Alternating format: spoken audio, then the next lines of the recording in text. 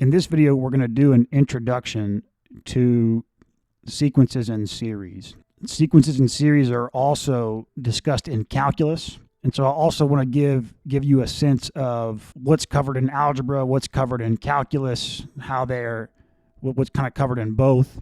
So really in calculus, you're dealing with limits, with going to infinity. And so when you think about sequences and series in relation to infinity, you think about taking the limit of a sequence or taking an infinite sum. And that's mainly what calculus is studying. But calculus will still cover a lot of the things that are covered in algebra, because in calculus you review the basics of sequences and series, even the non-infinite ones, just you can get an understanding of it so you can build to working with the infinite ones. So what I'm going to do here is I'm going to try in everything that's not associated with infinity, I'll put on the algebra side, and then in things associated with infinity, I'll put on the calculus side. Okay, so what is a sequence? A sequence is a list of elements. So 1, 5.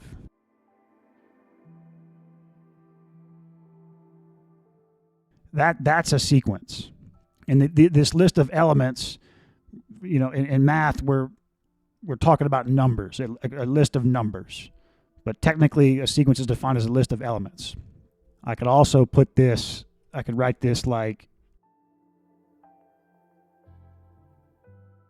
just indicating it continues on.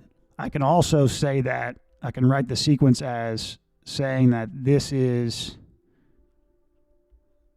sequence A sub n with the brackets around it.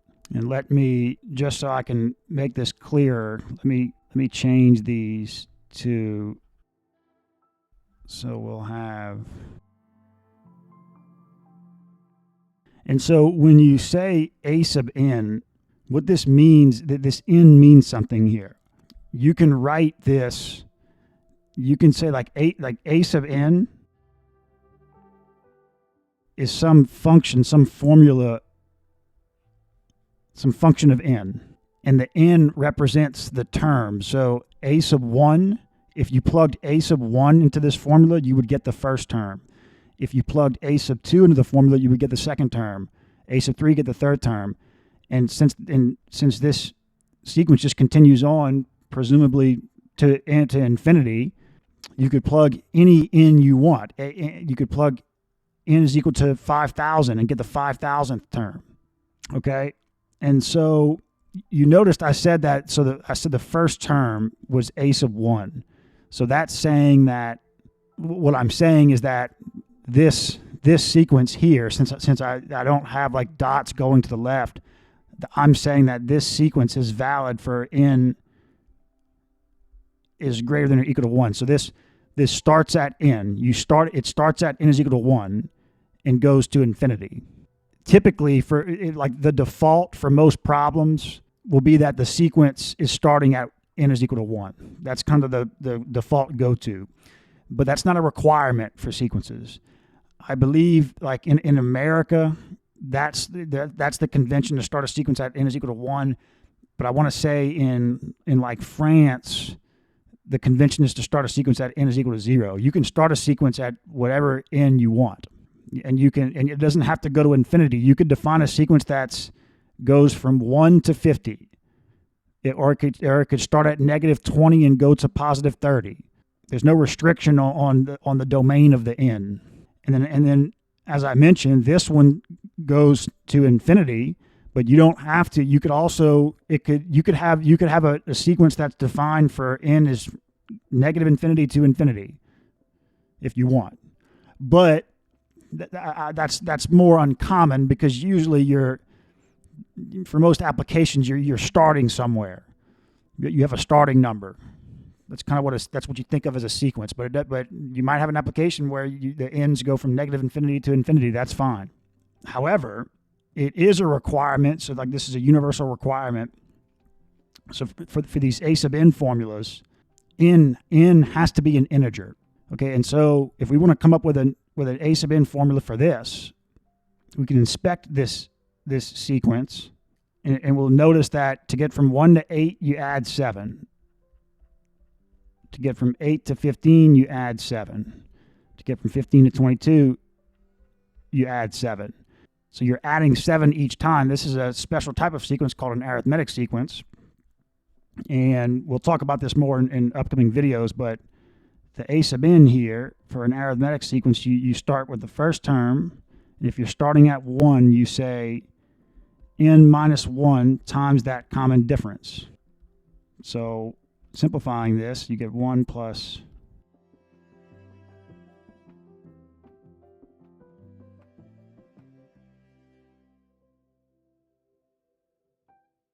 okay, so there's our a sub n for this sequence. So when n is equal to 1, and I guess you want to put, technically you want to put what the domain of the n's are. So when n is equal to 1, 7 minus 6 is 1. When n is equal to 2, 14 minus 6 is 8. When n is equal to 3, 21 minus 6 is 15. So there you go. And so I put function of n here. This is a function of n, and that's important. You want to think of a sequence as a function. It is a function. And to show you that, so like a function, you can graph a function, right? Well, you can graph a sequence. So starting at 1 for this 8 times 1 over 2 to the n power. So you just have the domain is only integers, right? N has to be an integer. So when n is equal to 1, you have this value. When n is equal to 2, you have this value. N is equal to 3, you have this value. It's just a series of dots. And so since you can think of it like a function, you can think of sequences. So this sequence, you take the function 8 times 1 over 2 to the x power, which is this, that's this function here, and you just take the x and switch it out with an n. You can do that, and sometimes you can't do that, depending on the function. But a lot of times, you know, you can just take a function and just swap the x for an n, and you have a sequence. That's what they do here. But the key difference between a sequence and a regular function, the key difference between these two, is that this is a sequence is a list of elements. You can list out the elements like we did here. For a sequence, you can list out the elements. You can't do that with a regular function. Why is that? Because, okay, so yeah, I can list the first element if we're starting at 1. So if I'm saying we have this function and then the domain is x is greater than or equal to 1, I can list the first element. So x is equal to 1, okay? But what's the next element? Not x is equal to 2. X is equal to 1.5. X is equal to 1.2. There's an infinite number of values between 1 and 2. So I can't list the elements. But here you can. And so in calculus, we talk about limits.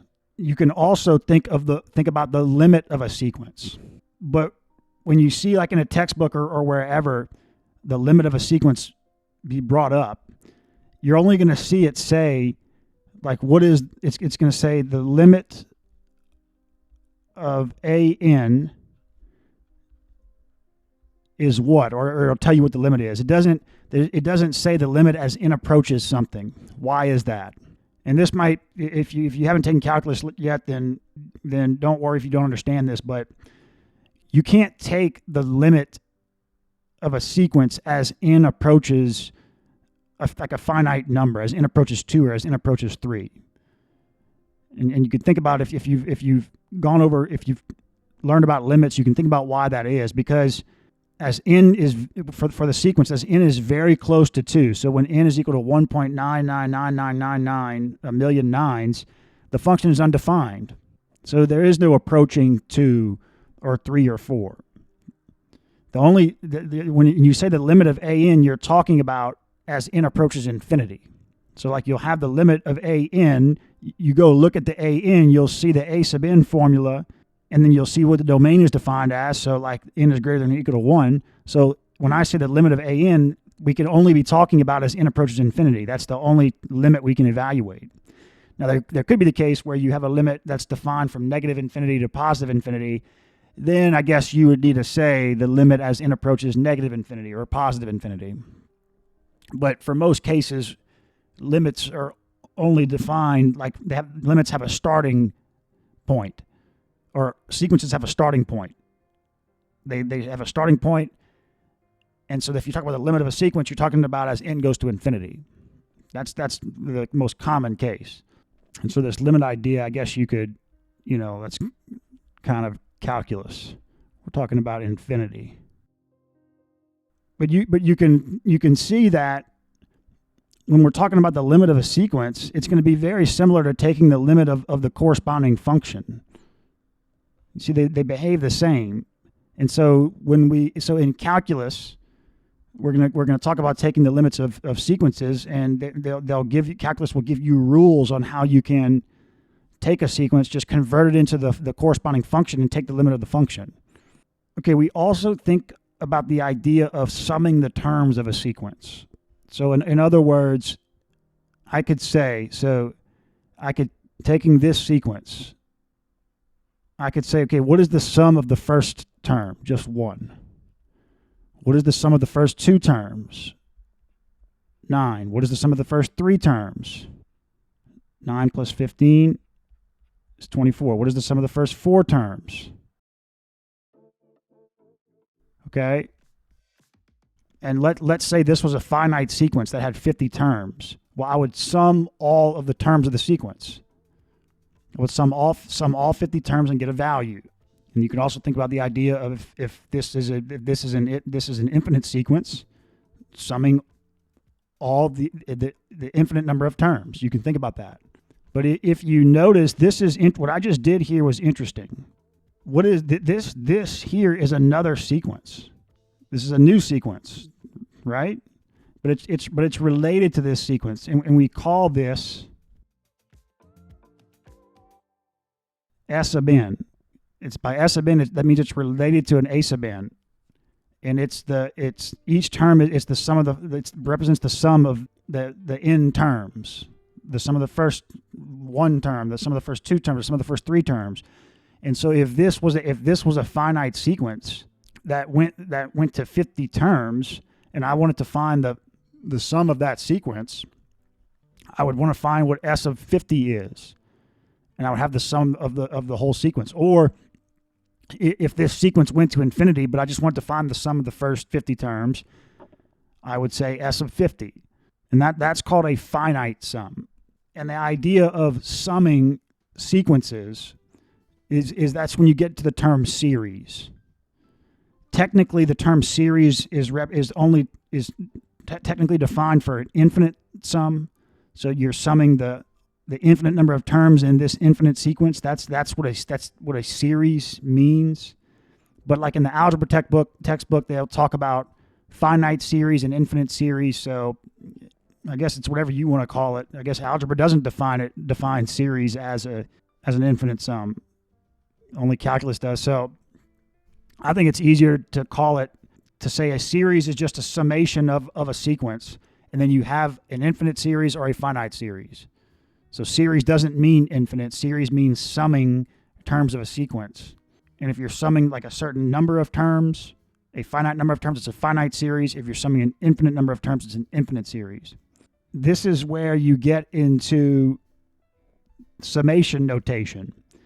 And so you could also write S sub n like this. You could say, so S sub n is equal to, and you put this summation symbol, and you say from I is equal to, and then put your starting in. 1 and to n, so this could be 0, depends on your sequence, could be whatever, but for this situation, it's I is equal to 1 to n, and then put your A sub n formula, but put I. So this A sub I, that's just the sequence you have. This is A sub n. You're putting I in order to make the summation work. Like there's your n. You're summing A1, A2, A3, A4, all the way to AN. So if you put in like n is equal to 50 here, you would go to 50, you see? But this is just the sequence. Okay? But if you have an infinite, this is a finite series. A finite series. You're summing the terms of a sequence, the certain number in terms of a sequence. You might have a finite sequence, that just has, you might have a finite sequence that has 50 terms. So you're summing all of the terms of that 50 term sequence. That's still a finite sequence. Or you could have an infinite sequence like we have here, but you're just summing the first 50 terms. That's still a finite.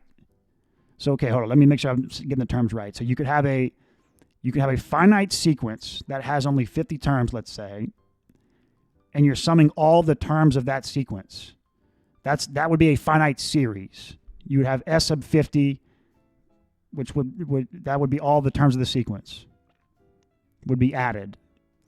Or you could have an infinite sequence like we have defined here and still do a finite series where you have S sub 50 on that infinite sequence.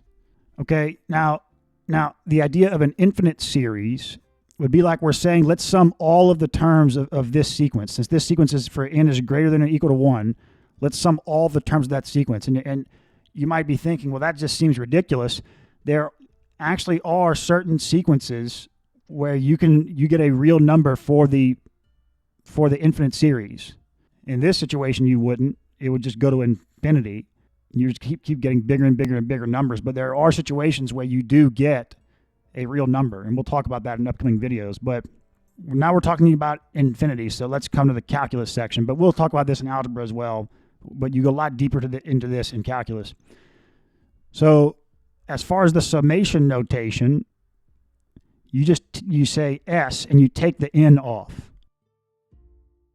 And then what you do is you say, and again, this is we're going to put a limit here. This is calculus stuff, so don't worry if you haven't taken calculus yet. But we would say the limit as n goes to infinity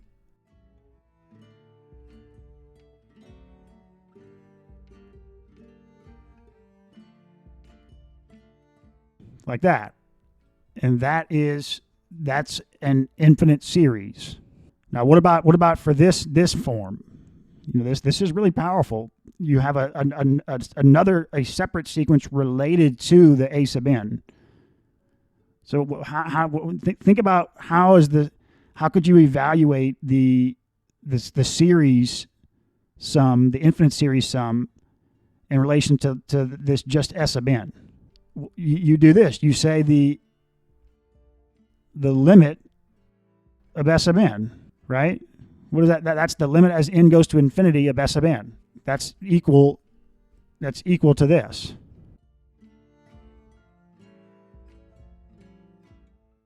Right? Okay, so that's it for this video. That should give you a general idea of what sequences are, what series are, the different definitions and terms. So I will see you guys in the next video.